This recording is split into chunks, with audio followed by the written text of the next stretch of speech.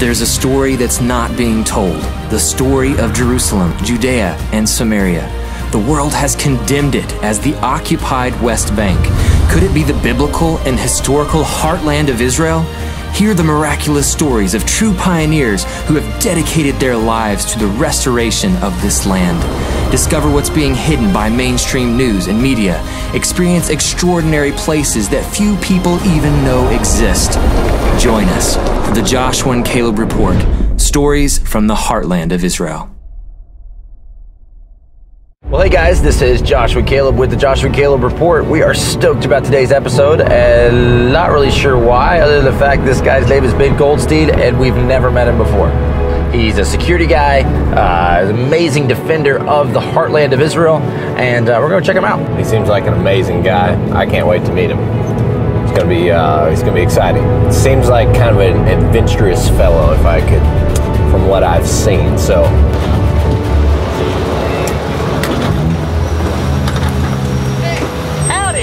How's it going? Howdy, it's the man. Nice ring. I just stole it. How you doing, bro? Joshua. Hey, I'm Ben Goldstein. Pleasure to meet you. I was wondering if it was Goldstein or Goldstein. Well, we're all sounds like a law firm around here anyway. Caleb Waller's my name. Pleasure to meet you. Why don't y'all follow me? I want to get everybody up to the top. I want to explain to you where you are. Sounds great. We'll roll from there.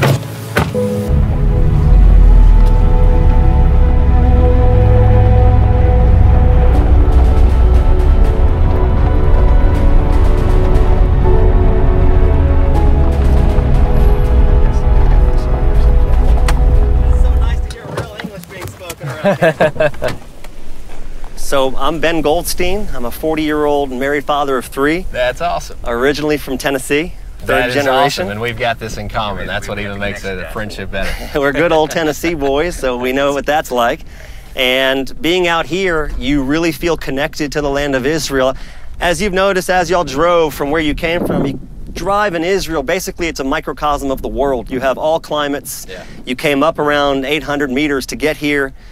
And you really go from an area of urban, of city, of hustle and bustle, to as right now, all you hear is the wind. And it's just magnificent, which is one of the reasons why I chose here. A little sidebar, when we were buying our house out here, I pointed out to my wife, I said, hey honey, if you look out in the hills, you'll probably see sheep and shepherds. And as I said that, just on cue, a bunch of sheep walked by. So the biblical aspect as to where we live right now isn't something that I ever forget any minute of the day. Wow, that's awesome. So we should go to the next spot and check out this other location. You said you got some more spots to show us. We have an incredible spot to come through. Let's go there now. I'll show you everything. Absolutely. I've never had a tour from a Tennessee guy. I'm not even a tour guide. Totally crazy. So you want to follow in the car? Yeah, why don't you come with me in here, if y'all want? I'm taking that spot. Come on now. Wait a second. And then on the way back, you take that spot. Yeehaw!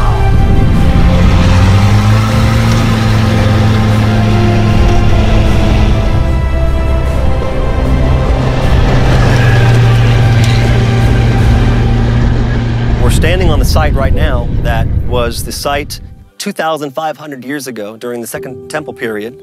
There wasn't necessarily settlement on this site itself. It was more of a walking path from Hebron, Beersheba, all the places that we read about hundreds of times in the Bible. It was a walking path that took the Jewish nation directly through the high holidays, right before the high holidays, with their sacrifices and all their golden wear and all the beautiful clothing they would wear, all the way to the temple, which obviously from here around 17, 18 kilometers. But this area right here, this is where the ritual bath is, the mikveh as we call it. And what makes this a special ritual bath where you don't see it too often in the world is that there is a path leading down and there's a separate stairway leading up. That way those that are impure won't touch the pure spiritually coming in and out. And the reason why they put it here is if you walk up to the top of this hill, you can see Jerusalem for the first time over the hills on a clear day. Wow. So we may be standing within 5 meters of the actual original path, and it's probably a few meters below us because of time. Yeah. Right. But this is it. This is where Abraham would walk. This is where Isaac and Jacob would walk. Yeah. This is where millions of the nation of Israel would walk. And it's mind-boggling. I just think this place should be more than it is. I think Jews and Christians should come here and dip in this beautiful rainwaters all day, every day. and enjoy the beauty of Judea. I mean, look around us. It's so gorgeous. It looked the exact same to Abraham when he walked here as well. The reality is, this is God's land. God gave this land to his nation. And you notice how this land flourishes now when we come back to it? It didn't happen before, right? I think the battle is God said it.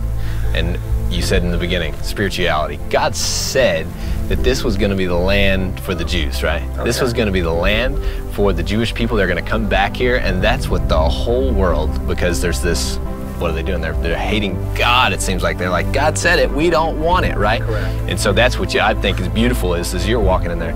These children are walking in it, even if they don't even know it. They're 4, 5 years old. They're walking this path that Abraham walked, and they're walking right into the promise that God said you're going to be here yet. And that's what the miraculous thing is here. It's like, it's ridiculous. It is. We're close to Hebron. How many Arabs are there in Hebron that are saying, no, Jews cannot walk here, right? But what are they doing? They're walking here. It's like God said it. It's going to happen. It doesn't matter if the whole world decides what God says is not going to happen. As I always say, the land waited for the nation to return, to meet it halfway in order for the roots to grow. I don't have to explain to you what it's like about roots growing. That's what you do. Your hands are blessed to be in the soil of this land every day. So when we return, the roots joined us. And the neatest thing about this country is, even after the family that we saw when we were driving past here, whose son was killed on the Lebanese border as an officer, a couple days after the funeral, I spoke to his mother. And I said, look, honestly, is this worth it? Your son was just literally killed by a Hezbollah rocket. They waited in a bush for 3 weeks to kill an Israeli soldier. Everybody wants to slaughter us. Is this worth it? And it's an honest question. You know what this woman looked at me and said? She just lost one of her sons, and 4 others are combat officers as well. She said, Ben, asol yityaesh, it is forbidden to give up. My Lord, can you imagine? Because those children and the children that grow up here, faith is in their bloodstream. Whereas we, and I say me, I'm not saying you, we had to struggle for faith growing up. So for me to watch them and to watch them grow and to protect them while they do it and to help them in any way I can, just like you say, it's a blessing to be chosen for you. I swear it's a blessing for me to be chosen to be here as well. Amen. Amen. Amen. I got a couple more questions for you. we want to get let's some more. move to a different location that we could actually take a look at or something. I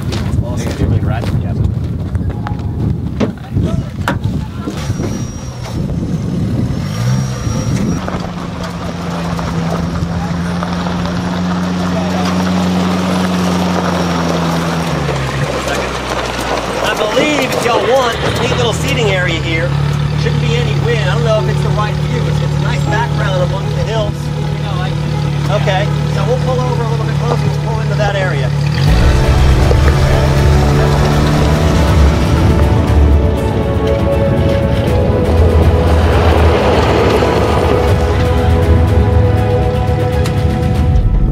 So, well, Ben, it's been incredible talking to you, and obviously we feel your heart connection to this place. It doesn't just, you see it in your face, see it what you're saying, you see it in your attitude. Like, you got this awesome town car, you do patrols and stuff here.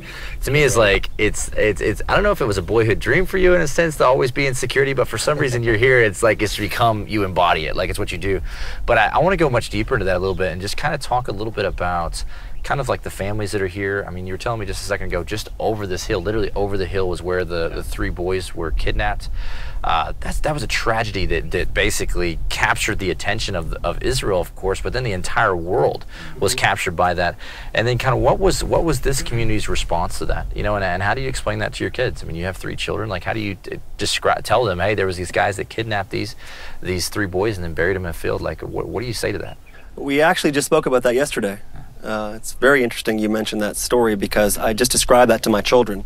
And in Israel, it's almost a rule, especially out here. I don't know about Tel Aviv and those areas, but out here, the children are taught the reality of what's going on as it happens. They don't hold back.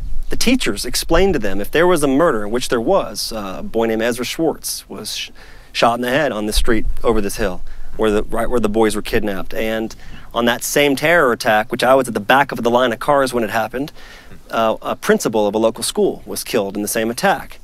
And that school is on the same compound where my kids go to school.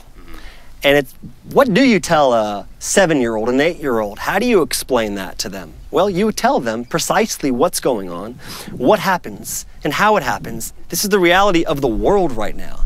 as beautiful of a life that we have and as peaceful as it seems, there is evil. There is danger. I was raised that way growing up in Tennessee, and I don't necessarily always have to equate a gun with security and safety. Anybody can shoot a gun. But I always, in every picture growing up as a boy, I had a little pistol or a little BB gun in my hand. That's never left me. From the age of 12 and 13 in Memphis, Tennessee, with the anti-Semitism that we saw every Friday night, bottles being thrown at us walking home from the synagogue, every weekend. I wasn't a tough kid. I had to learn to become vigilant. And then I became kind of the protector of the neighborhood. And that really has morphed up until this day, whereas every single night, I don't have to. But I do have to in my heart. I have to come out here and patrol this fence line. I come out here at 3 o'clock in the morning on the very path we're on, and it's so much fog you can't see 5 meters in front of you. Yet I'm still out here singing, and I've got my lights on. You know why? Because I tell myself, and this is not heroic, this is not Rambo at all, I want to be the first person they hit so my children can sleep. Because I know once that gunfire starts, or once that attack starts, every single man is going to jump out of his window if he has to in his underwear with a pistol or a rifle locked and loaded to protect the people that they love. Only because we want to live. So how do you explain to your kids that when we go to the Gush Etzion Junction, that guys, if something happens, I need you to cover your heads, and we practice, cover your heads. We have to practice that in case the rocks start to fly, in case the bullets start to fly. But you have to be always vigilant, and you have to teach your children that as much goodness as there is in this world, and as much goodness that we have to give to each other and to our brothers and sisters, you always have to be prepared for the eventuality of darkness and evil. So I learned one more thing from at my friend's funeral that was killed in Lebanon, Lebanese border. His officer at the funeral said this, and it stuck with me every day when I go on patrol. Some of us have to live abnormal lives so the rest can live normal lives. And that's the way I see my life from the earliest of ages. I have to live outside of the comfort zone so they can sleep. And my nickname here is One Man Army, Ish Tzava Echad. And I like it, because why not? They should know that when they hear this Tom car rumbling past their house at 1 o'clock in the morning, 3 o'clock in the morning, 5 o'clock in the morning, they know Goldstein's out there, and they do tell me we can sleep better at night. And that's worth everything to me. I live by another line that is, see everything, admire nothing. So when you're in security, you have to see everything and not get it. You don't have to admire something walking past you.